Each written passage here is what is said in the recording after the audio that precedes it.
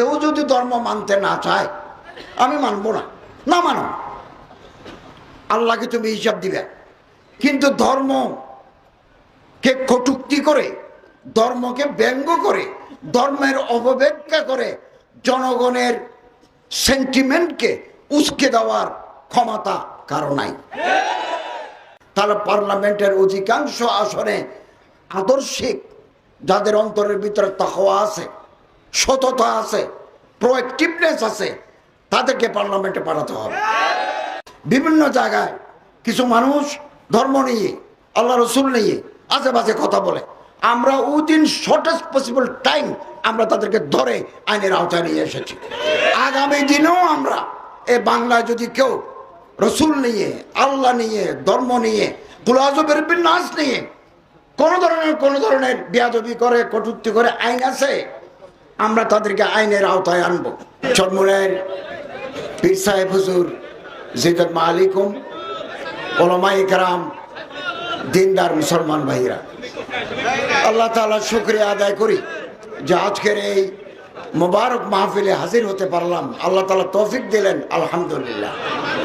আমি এর আগেও বহুবার এইরকম দ্বীনি মজলিসে চরমুনাইয়ের সালানা মাহফিল আমি হাজির হয়েছি।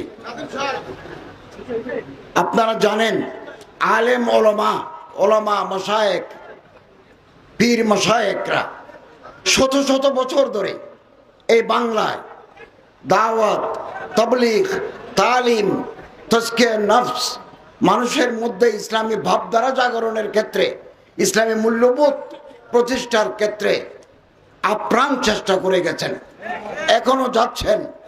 আলেমদের মেহনত ব্যর্থ হয় নাই, আগামী দিনেও ব্যর্থ হবে না।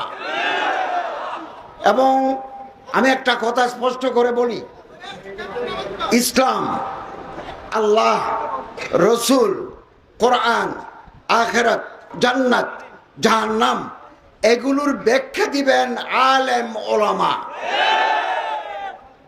আমি আপনি যারা জীবনে মাদ্রাসায় পড়ি নাই, আমাদের বুকের ভিতরে দিনে এলম নাই, আমরা যদি এগুলো ব্যাখ্যা দিতে যাই তাহলে উলট পালট কথা বের হবে। এই উলট পালট কথা বের হলে প্রতিবাদ করা আলেমদের দায়িত্ব। এবং আমাদের যে সিআরপিসি, ক্রিমিনাল প্রসিডিউর যেটা আছে, দণ্ডবিধি, এটার অপরাধী হয়ে যাব। কেউ ধর্ম যদি না মানতে চায়, আমাদের দণ্ডবিধিতে আছে মুসলমানরা পারিবারিক আইন মেনে চলবে, শরিয়া মেনে চলবে। এটা আমাদের পারিবারিক আইন 1961 ইংরেজির বিধানে আছে।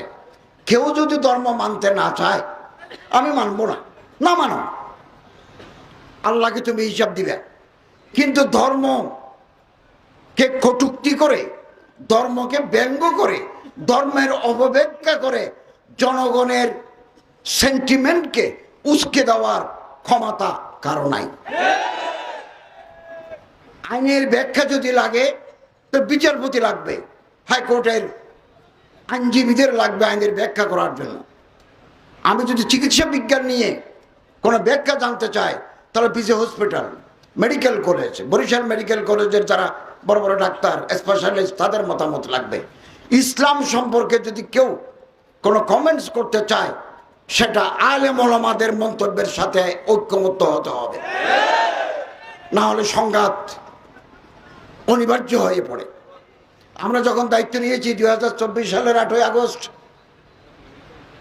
আমি প্রথম ঢাকায় এসে উঠেছি এই যে আমার ভাই মৌলানা ফয়জুল বারী মাসুদ সাহেবের ওখানে, এবং অধ্যক্ষ ইউনুস সাহেব, জিদত মালিকুম, আমাদের চরমুনাইয়ের মোহতরম পীর সাহেব, আমার মুরব্বী, উনি আমাকে বলেছেন যে আপনি ঢাকা আসেন। আমি উপদেষ্টা হব সেটা আমি 24 ঘন্টা আগেও জানি না। এটা আল্লাহ তাআলার দান, আমার মুরব্বীদের মেহনত। আমি উঠে ওখানে এসেছি, আমি মাগরিবের আগ পর্যন্ত জানি না রাত 8টায় আমার শপথ নিতে হবে। সেটা আল্লাহ তাআলার দান, ওনাদের মেহনত। অধ্যক্ষ ইউনুস সাহেবও আমার ফোন করে বললেন যে আপনি সকালের ফ্লাইটে চলে আসেন। এসে মাসুদ ভাইয়ের ওখানে উঠেছি, দুপুরের ভাত খেয়েছি। 1900 ওদিকে যাওয়ার সময় একেবারে বঙ্গভবনে ঢুকে গেছে। একজন মন্ত্রী বা উপদেষ্টা দিয়ে আমাদের কাঙ্ক্ষিত সাফল্য অর্জিত হবে না।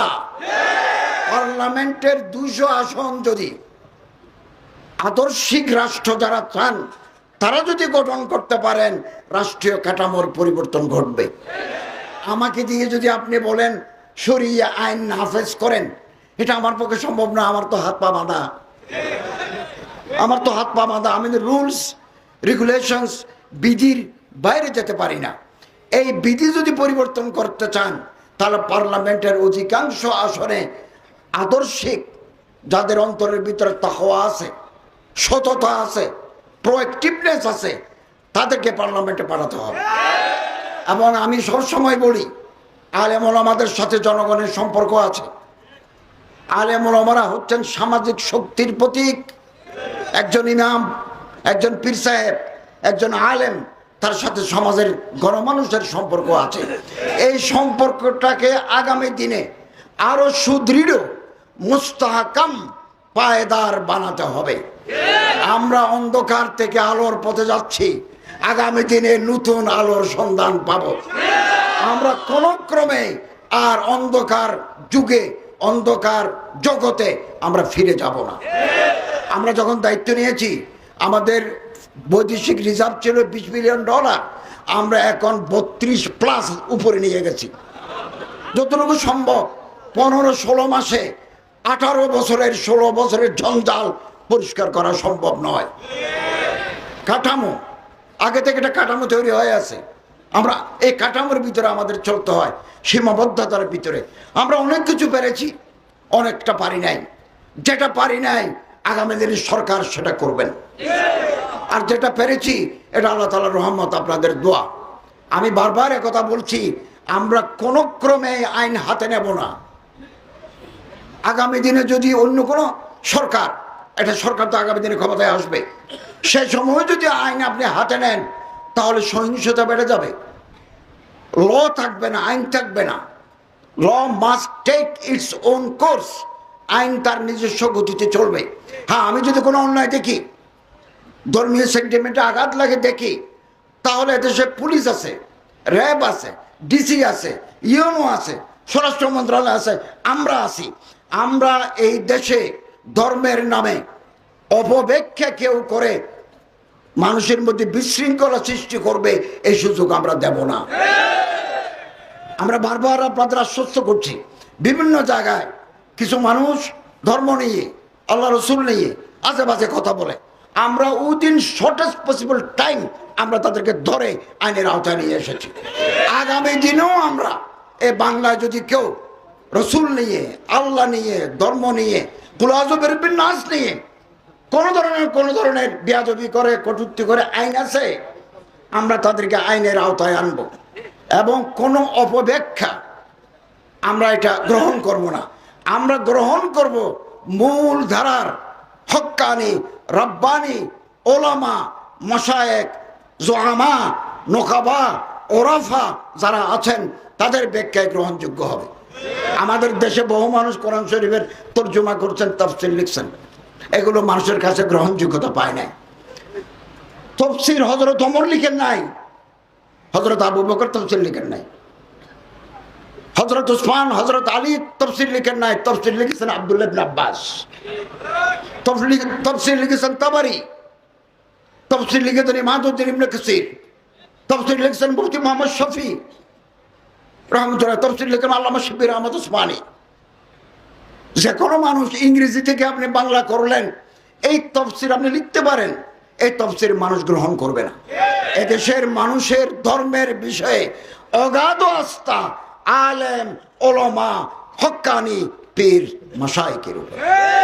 এবং এই মাঠে এক সময় 5000 মানুষের সমাবেশ হইত, আজকে 5 কোটি মানুষের সমাবেশ হয়।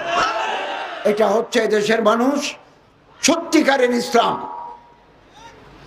সত্যিকারের ইসলাম ওনারা গ্রহণ করেন, ওনারা জানতে চান, মানতে চান। যাদের তাকওয়া আছে, শেষটাতে যারা কাঁদে, শেষটাতে যারা কাঁদে, আহ সেহের গায়ে আছে। এখানে মানুষ আসে দিলের খোরাক পাওয়ার জন্য, এখানে কোনো শিরিক নাই, আমি বহুবার এই ময়দানে বলেছি, এখানে শিরিক নাই, এখানে বেদাত নাই, এখানে মুনকারাত নাই, এখানে খুরাফাত নাই, এখানে সুন্নতের উপর আমল হয়। এবং একটা সুযোগ এসেছে 54 বছর পরে হাতে হাত ধরা। আপনার হাত আমি ধরবো, আমার হাত আপনি ধরবেন, করিমের হাত রহিম ধরবেন, রহিমের হাত আরেকজনে ধরবেন। সুযোগ বারবার আসে না, ঐক্যবদ্ধ থাকতে হবে। কম মজহব সে হে, মজহব जो नहीं तुम भी नहीं, जज्बे बाहम जो नहीं महफिले अंजुम भी नहीं। 100 বছর আগে আল্লামা ইকবাল বলছেন, আকাশে কোটি কোটি তারা। অবাক করবেন, কোনদিন সৌদি আরব গেলে ওই যে ক্লক টাওয়ারের উপরে 250 রিয়াল দিলে আপনাকে নিয়ে যাবে ফলকিয়াতে। যদি যা, আমি এদিন গেছি, চুক্তি করতে গেছি, যে ওখানে গেছি। ও আল্লাহ, এই যে কোটি কোটি তারা, সূর্যের যে আগুন জ্বলে, হিলিয়াম জ্বলে, এগুলো দেখলে বুক কাঁপিয়ে ওঠে। কোটি কোটি তারা, কে কে শাঁ, এগুলো টিকে আছে, জ্বরে যাচ্ছে না কেন? জজবে বাহাম, একটার সাথে আরেকটা টান আছে। এই দেশে আমরা যদি খোলাফায়ে রাশিদিনের আদলে একটা আদর্শিক কল্যাণ রাষ্ট্র প্রতিষ্ঠা করতে চাই, তাহলে একে অপরের হাত ধরতে হবে এবং জজবে বাহাম, একের সাথে একের টান থাকতে হবে। টান যেদিন শেষ হয়ে যাবে, সেদিন আমাদের পতন ঘটবে। এবং প্রশাসন, পুলিশ প্রশাসন, সিভিল অ্যাডমিনিস্ট্রেশন, আইনসভা, সব জায়গায় যদি আল্লাহর ডর আছে, তকওয়া আছে, দিনদার পরহেজগার মানুষ এই রাষ্ট্রীয় ক্ষমতা অধিষ্ঠিত না হয়, তাহলে বারবার আমরা ভুল করব, বারবার আমাদের জন্য দুর্যোগ নেমে আসবে। অতএব স্বপ্ন মানুষকে বাঁচিয়ে রাখে। আমি তো মনে করি ফেব্রুয়ারির প্রথম দিকে নির্বাচন হবে, এটা আমাদের শর্ট টার্ম প্রজেক্ট। আমরা চেষ্টা করব, এদেশের মানুষ চেষ্টা করবে সুষ্ঠু, অবাধ, নিরপেক্ষ, ইনক্লুসিভ একটা নির্বাচন দেওয়ার জন্য। সরকারের আন্তরিকতার বিলকুল অভাব নাই, কিন্তু কেন্দ্র পাহারা দেওয়ার, সুষ্ঠু নির্বাচন সম্পন্ন করার দায়িত্ব আপনাদের। আমরা, আমাদের গভর্নমেন্ট, প্রফেসর ডক্টর ইউনূস সাহেবের সরকার আপনাদের পাশে আছে। আপনারা প্রতিটি কেন্দ্রে থাকবেন, যার ভোট যিনি ইচ্ছা করবেন সে প্রতীকে দিবেন। কেউ যেন ব্যালট বাক্স ছিনতাই করতে না পারে, একজনের প্রাপ্ত ভোট আরেকজনের যেন নিয়ে পালিয়ে যেতে না পারে। গভর্নমেন্ট 100% সতর্ক থাকবে, তার ল এনফোর্সমেন্ট এজেন্সি দিয়ে আপনাদের পাশে থাকতে হবে। তো আল্লাহ তাআলা আমাদের তৌফিক দান করুন। আগামী দিন যেটা আসবে, আমরা অপেক্ষা করছি, কারণ একটা সুন্দর নির্বাচন হবে। নির্বাচনের পরে আমরা আমাদের পুরনো ঠিকানায় ফিরে যাব। এবং আমাদের প্রফেসর ডক্টর ইউনূস সাহেবকে আমি জিজ্ঞাসা করেছি, স্যার আপনার পরবর্তী কী নির্দেশনা? তিনি বললেন, আমিও নির্বাচন দিয়ে আমি আমার কাছে ফিরে যাব। আমরা আগামী সরকার যারা গঠন করবেন, যারা আসবেন সুষ্ঠু নির্বাচনের মাধ্যমে, আমরা আশা করব তারা আমাদের অসমাপ্ত কাজগুলো সমাপ্ত করবেন এবং জনগণের আশা আকাঙ্ক্ষা তারা পূরণ করবেন। কিছু অসুবিধা তো থাকেই, সব সময় থাকে। আমাকে কেউ গুরুত্ব দিল না, তাতে কিছু আসে যায় না। আমি সমাজে এমন অবদান রাখবো, গুরুত্ব দিতে তারা বাধ্য হবেন। এই গুরুত্ব আমাকে তৈরি করতে হবে। আমাকে মানুষ গালি দিয়ে আজে বাজে কথা বলে, আমি এগুলো দেখি না। আমি আজকে আসছি যে ঢাকা থেকে লঞ্চে, আমি লঞ্চের উপরে রাত 1টা পর্যন্ত ফাইল স্বাক্ষর করেছি এবং এখন ফোন করে মিনিস্ট্রির খোঁজ নেব। আমাদের রাত দিন 24 ঘন্টা কাজ, 9টা 8টা 4টা কাজ নয়। এইরকম পার্লামেন্টে আপনি যদি আলেম পাঠাতে পারেন, মন্ত্রী বানাতে পারেন, সচিব বানাতে পারেন, দেশের চেহারা পাল্টে যায়। ওই দিন আমাদের অপেক্ষা করতে হবে। এটা হতে পারে ফেব্রুয়ারি, হতে পারে আরো পরে, হতে পারে 2030, 2050। সাহস হারালে চলবে না, সাহসের উপর ভোট দিয়ে আমাদের এগিয়ে যেতে হবে। আল্লাহু ওয়ালিয়ুত তৌফিক হুয়াল মুওয়াফিক ওয়াল মুঈন। আসসালামু আলাইকুম।